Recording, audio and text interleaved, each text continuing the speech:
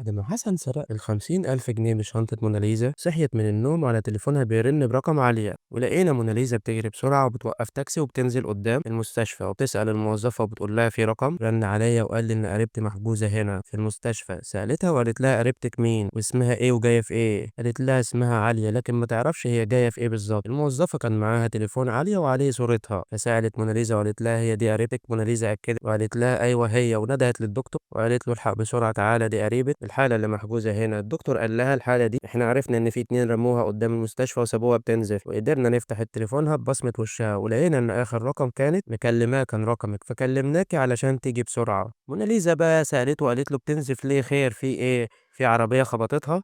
قال لها لا دي نتيجة عملية إجهاض، هستأذنك محتاجين صورة بطاقتك وروحي الحسابات ادفعي 10,000 جنيه تكاليف المستشفى. طبعا موناليزا كانت متفاجئة جدا وبتفتح الشنطة علشان تدفع ال10,000 جنيه، ما لقيتش ال50,000. قلبت كل الشنطة وطلعت كل اللي فيها وبرضه مش لاقية الفلوس. وهنا أدركت موناليزا إن هي في مشكلة حقيقية مع حسن، واتصلت عليه لكنه طبعا ما كانش فاضلها، كان قاعد مع صاحبه راغب في البار بيصرف فلوسها، وصاحبه راغب عارفين إن هو محامي وبيتابع قضية الأرض بتاعت موناليزا. وهنلاقيه بيقول لحسن اصرف نظر خالص عن موضوع الأرض بتاعت مراتك علشان المحافظة حاطة إيديها عليها وعمالة بتماطل في الإجراءات ومش هتخلصها عشان الأرض مبني عليها مباني ومزارع. قال له عشان الأرض دي أنا متحمل اللي مفيش إنسان يتحمله. قال له خلاص طلقها والعروسة الجديدة جاهزة. قال له وأنا كمان جاهز، اديني بس قيمة أسبوع وهتلاقيني جاي أقول لك يا عمي وبطلب منك إيد أختك. وموناليزا عمالة بترن عليه وهو عمال يقول لها يا شيخة بقى عرفتينا ومش راضي يرد عليها. موناليزا اتصلت بابتسام تطلب مساعدتها وقالت لها هبعت لك لوكيشن مستشفى تعالي عليه حالا، ولو سمحتي ممكن أطلب منك 10,000 جنيه وأنت جاية.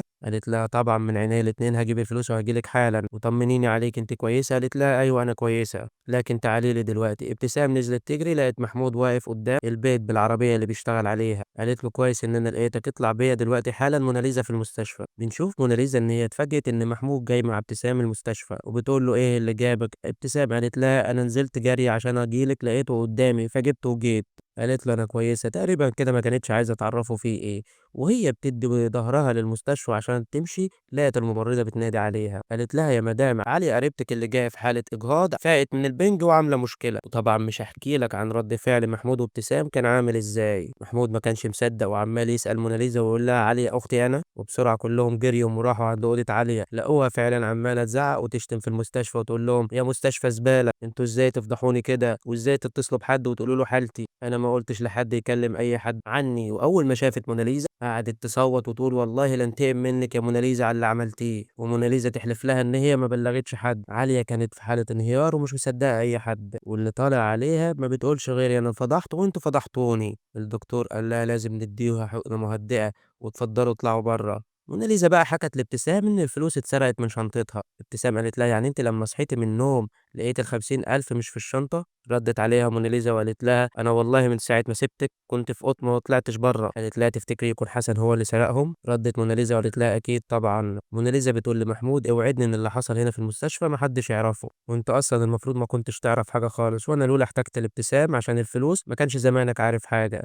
محمود رد وقال لها اختي من يوميها بتعمل مشاكل وكل جوازاتها مش مظبوطة وبيجي من وراها المشاكل، وده كله بسبب امي ودلعها فيها. قالت له انا عايزاك تحلف انك مش هتقول لحد، لكن محمود رفض ان هو يحلف وبص على باب المستشفى لقى وصلت هي وحسن، وبص لموناليزا وقال لها خليها تيجي تشوف بنتها. في الوقت ده كان الحاج بركات خال موناليزا بيصحي مراته وبيقول لها قومي يلا علشان نعمل التحاليل والاشعه اللي الدكتور طلبهم، بس اتفاجئ انها مش بترد عليه. والغريب في الموضوع ان هو قعد يعيط ويقول انت متي؟ معقوله تكوني رحت مني؟ ده انا كنت رايح اعمل لك التحاليل بتاعتك. ولما ولاء دخلت عليهم قال لها يا ولاء امك ماتت. ولاء كلمت موناليزا علشان تقول لها الخبر، لكن طبعا معمول لها بلوك.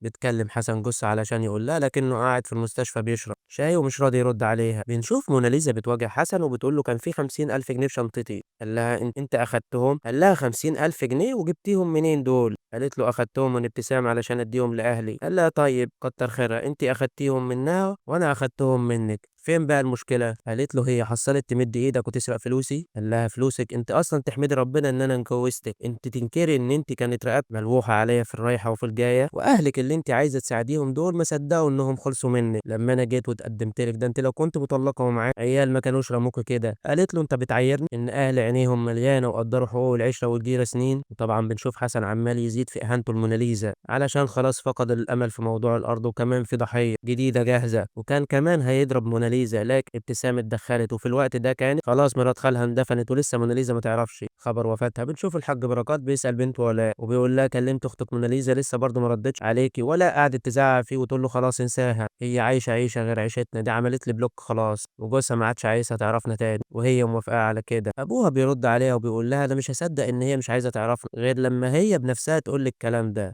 بنروح لأيمن خطيب ولاء اللي بيقول لها مش انت قلت ان هي مسافره بره، ما يمكن تليفونها اتسرق ولا يمكن ما فيش شبكه. قالت له اشمعنى الشبكه ما بتجيش غير لما حد بيكلمها من رقمي او انا بكلمها من رقمك، انا رنيت عليها قبل كده من رقم غريب ورن عادي جدا. بطلوا بقى تلاقوا لها حجج وعذار. وهنرجع تاني لعالية وهنلاقيها طلعت من المستشفى وامها بتنبه على ابتسام وبتقول لها لو سمعتك ان انت جبت سيره اي حاجه من اللي حصلت هدفنك مكانك يا ابتسام. بترد عليها وبتقول لها ما تقلقيش، وقالت لها يلا بقى اتفضلي على بيتك المولد اتفضى خلاص. فهي بترد عليها وبتقول لها وانت كل ما بتشوفي وشي بتطرديني، انا سايبها لك وماشيه. موناليزا بتعتذر لابتسام وبتقول لها حقك عليا انا، وبتقول لهم ابتسام اللي انتم قلقانين منها دي هي اللي وقفت جنبي ووقفت جنب بنتكم. وهنلاقي محمود متضايق جدا من اللي حصل وبيقول لاخته علي انت جبت لنا الفضايح ومن النهارده خلاص ما بقتش هسكت على اللي بيحصل ومفيش خروج من البيت الا باذني حتى لو اضطريت ان انا اقتلك. قالت له تقتلني؟ تقتل مين؟ هو انت فاكر ان اللي حصل ده هيكسرني ولا يهزني؟ ده انا اللي هقوم اقتلك. وقامت فعلا تجيب السكينه من المطبخ وعايزه تقتله. بنشوف حسن طبعا بيمنعها لكن هي لسه عماله تتكلم وتقول قول لمحمود انت فاكر نفسك ايه؟ انا اختك الكبيره يا بجحتك يا شيخه وادي لك باللي في رجلي عادي جدا وانت مش هتمشي كلامك عليا. حسن بيقول لك فياكي بقى فضايح. قالت له فضايح؟ هو انت لسه شفت فضايح؟ هو مين السبب في اللي احنا فيه ده؟ وتعالي بقى انت كمان يا استاذه موناليزا، هو انت فاكره ان حسن اتجوزك علشان بيحبك؟ ده اتجوزك علشان طمعان في الارض اللي انت ورثتيها، مستني وصابر علشان ياخدها منك، انت من غير الارض ولا حاجه. وفضلت تزعق بعلو صوتها وتقول انت ما تسويش حاجه يا موناليزا،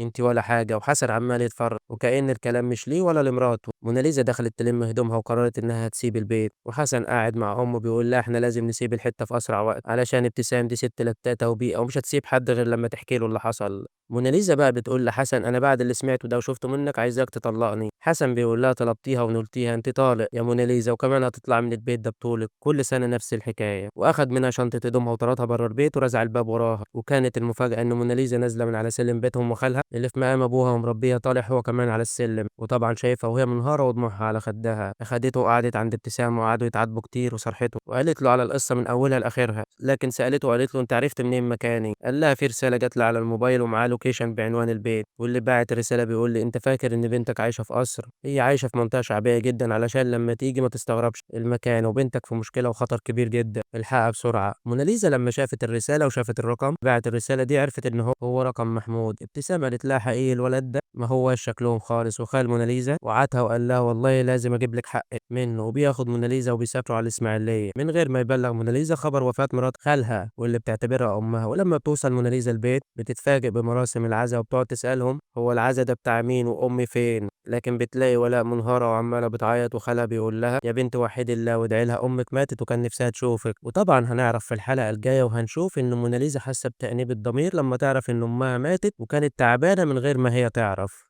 ما تنسيش تقولوا رأيكم في الحلقة دي ونستناكم في الحلقات الجاية وسلام.